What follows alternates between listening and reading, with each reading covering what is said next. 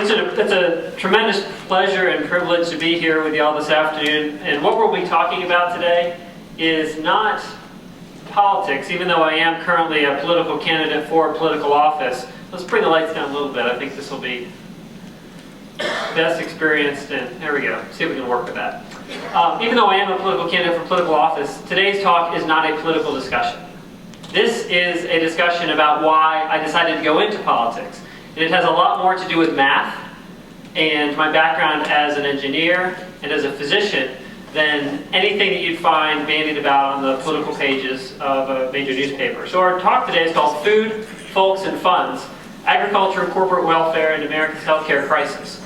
And it's tremendously valuable to be here speaking in the shadow of Jim Capo and Dr. Beitler, because they're talking about the inner machinations of a system of money and banking that we all participate in, whether we like it or not. And it's the current reality. My goal in this discussion is to step back and explain our system of money and banking from a much more practical, person-centric perspective.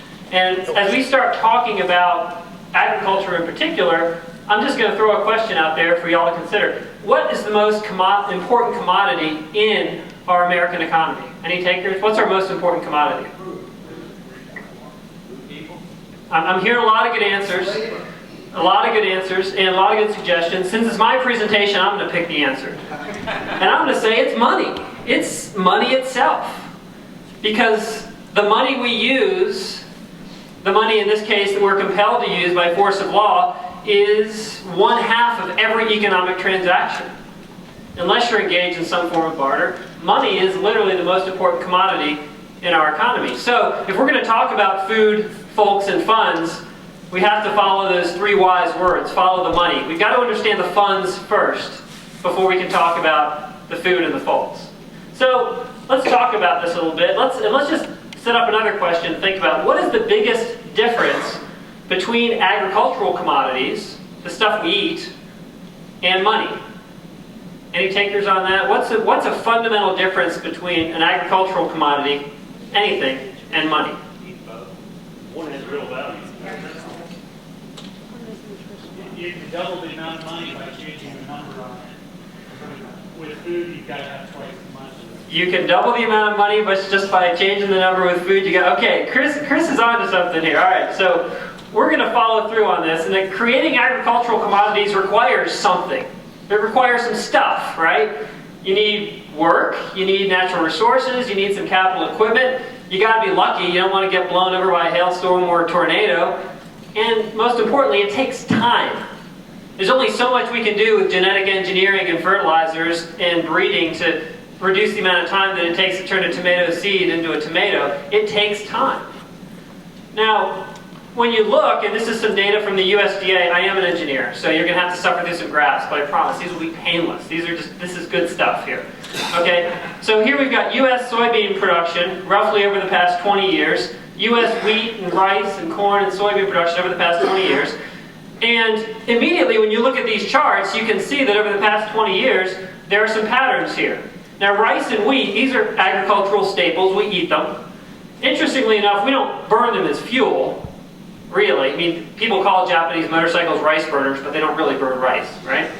So it's just sort of flat. If you look at the wheat production in terms of billions of bushels over the past 20 years, it's gone up and it's gone down. Now, soybean and corn, if you squint, you can almost see a little bit of an upward trend there over the past 20 years.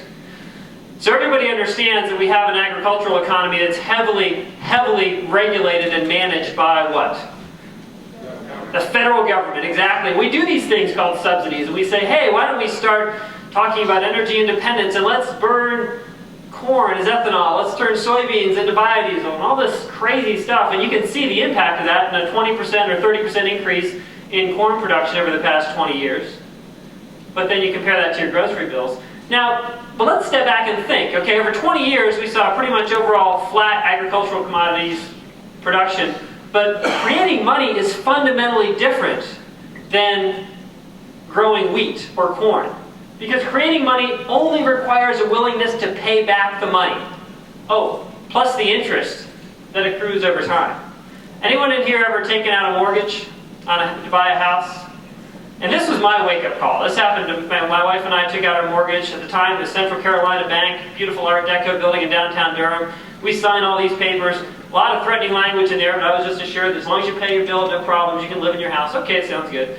So you do that, right? And I used to think that the bank existed to match up savers with borrowers, and that when I was borrowing this money to buy this house, that somebody actually had saved that money so that I could borrow it and pay it back over time.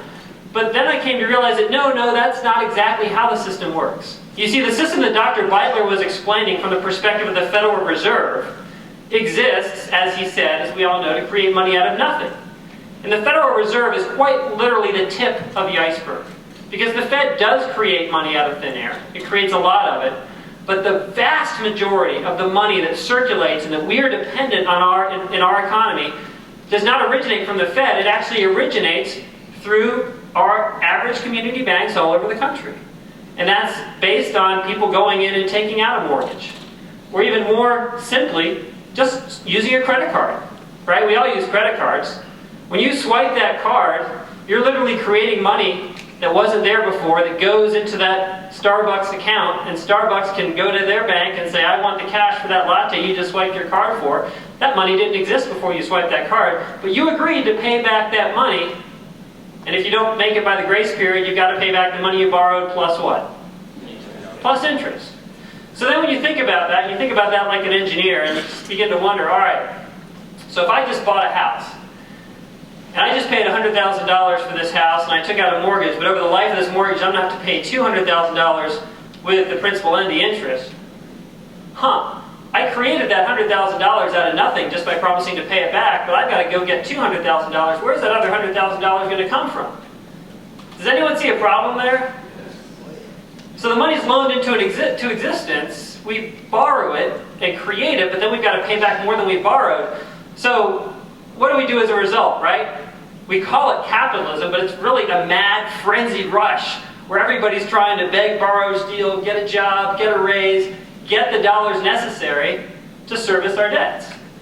And here's the way this plays out over time. The production of money has a very fundamental, it has an extremely fundamental basic characteristic because of the nature of interest, and because of the fact that interest accrues over time. It tends over time to grow exponentially. This chart here from Ned Davis Research tracks total credit market debt as a percentage of GDP. Some people would consider GDP, or gross domestic product, as the income, in a sense, of our nation. So if you're talking about debt, you think about it like a homeowner. Okay, having debt is one thing, but how much income do you have to service that debt?